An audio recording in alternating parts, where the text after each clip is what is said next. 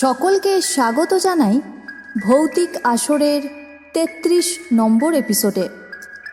আমি দীপান্বিতা, আপনাদের সাথে সাউন্ড ও গ্রাফিক্সে রয়েছে রনি।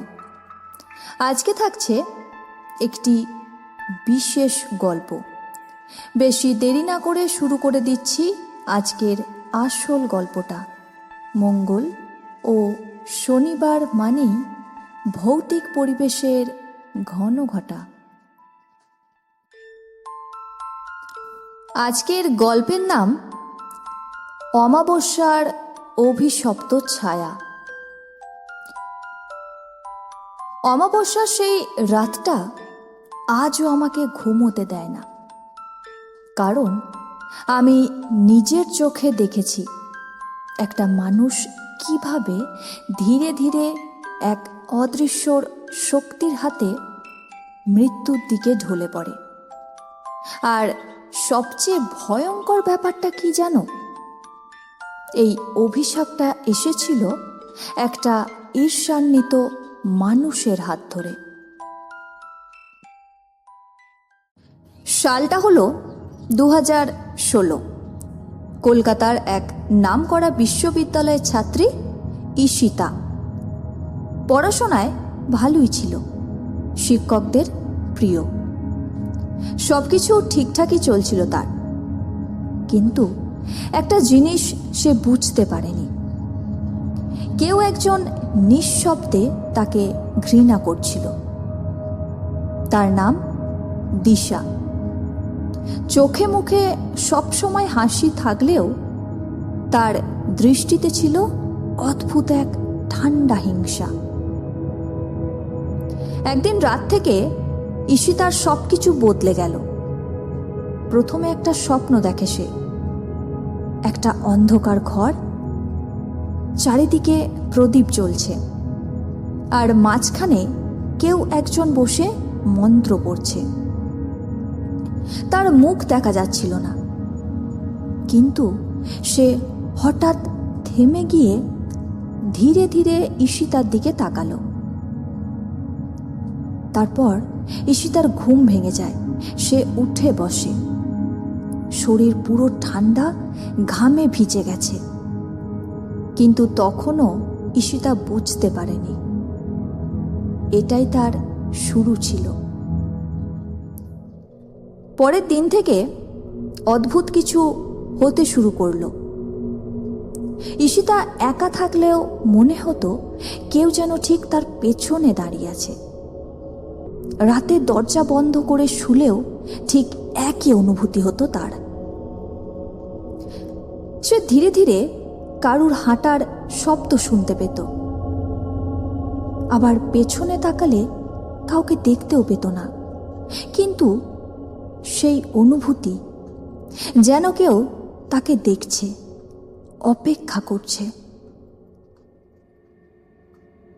একদিন হঠাৎ ঈশিতার শরীরে অদ্ভুত ব্যথা শুরু হলো। মনে হচ্ছিল কেউ যেন ছুঁচ দিয়ে তার গায়ে একের পর এক খোঁচা মারছে। সে চিৎকার করতে শুরু করলো। সে আয়নায় গিয়ে দেখে তার হাতে লাল দাগ, যেন সত্যিই কেউ তাকে আঘাত করছে। দিন যত যেতে থাকলো, ঈশিতা খুব দুর্বল হতে লাগলো। খাওয়া বন্ধ হয়ে গেল, তার চোখে ঘুম নেই, শরীর শুকিয়ে কঙ্কাল হয়ে যাচ্ছিল। শেষমেশ একদিন সে অজ্ঞান হয়ে পড়ে যায়।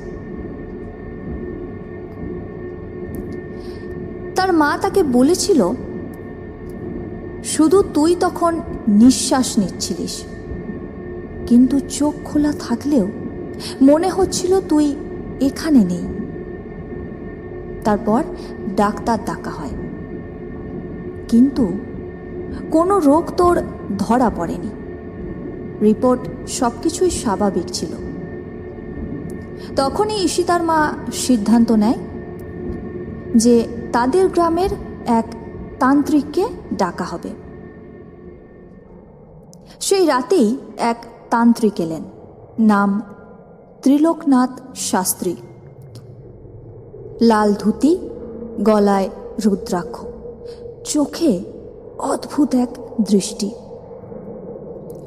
তিনি ঈশিতাকে একবার দেখি থেমে গেলেন, তারপর ধীরে বললেন, এটা কোনো রোগ নয়, এটা কোনো কালো তন্ত্রের প্রভাব।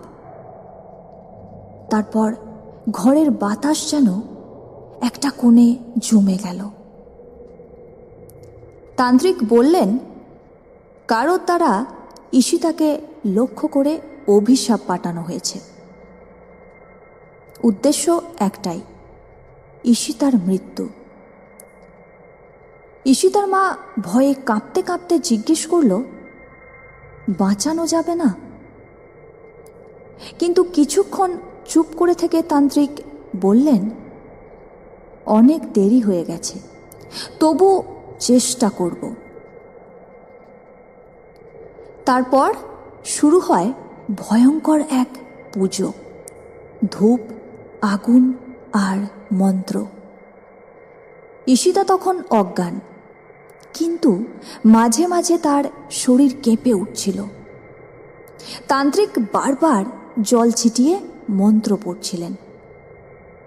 হঠাৎ করে ঈশিতা চিৎকার করে ওঠে। তার মা তাকে বলেছিল সেই চিৎকারটা ছিল অন্য কারোর। ঘন্টার পর ঘন্টা চলার পর হঠাৎ সব শান্ত হয়ে যায়। ঈশিতার শরীরও নিস্তেজ হয়ে পড়ে। তারপর ধীরে ধীরে ঈশিতার শ্বাস স্বাভাবিক হয়, সে চোখ খোলে, সে আবার নিজের মতো ফিরে আসে। কিছুদিন পরে সে পুরো সুস্থ হয়, কিন্তু তখনই জানতে পারে এই সব কিছুর পেছনে ছিল দিশা। ঈশিতার ভালো ফলাফল, সবার ভালোবাসা দিশা সহ্য করতে পারেনি। তাই সে এক তান্ত্রিকের মাধ্যমে ঈশিতার ওপর এরকম কালো জাদু চালিয়েছিল। কিন্তু গল্পটা এখানেই শেষ নয়। কয়েক মাস পর খবর পাওয়া যায় দিশা একটা ভয়াবহ দুর্ঘটনায় পড়ে। কিন্তু সে বেঁচে গেলেও তার পা কেটে ফেলতে হয়। আজও যখন অমাবস্যার রাত আসে, ঈশিতা মাঝে মাঝে সেই ফিস ফিস একটা শব্দ শুনতে পায়, যেন কেউ বলছে, আমি ফিরে আসব। আর তখন মনে হয় কিছু অভিশাপ পুরোপুরি কখনো শেষ হয় না। শুনছিলেন ভৌতিক আসরের ৩৩ নম্বর এপিসোড। মঙ্গল ও শনিবার মানেই ভৌতিক পরিবেশের ঘন ঘটা। আপনার যদি এরকম কোনো অভিজ্ঞতা থেকে থাকে তাহলে আমাদের জানাতে পারেন 8250163315 এই হোয়াটসঅ্যাপ নাম্বারে। আর গল্প ভালো লাগলে অবশ্যই লাইক ও একটি কমেন্ট করে জানিয়ে দিন কেমন লাগলো। আর সাবস্ক্রাইব করতে ভুলবেন না, আপনাদের সাপোর্ট একান্ত কাম্য।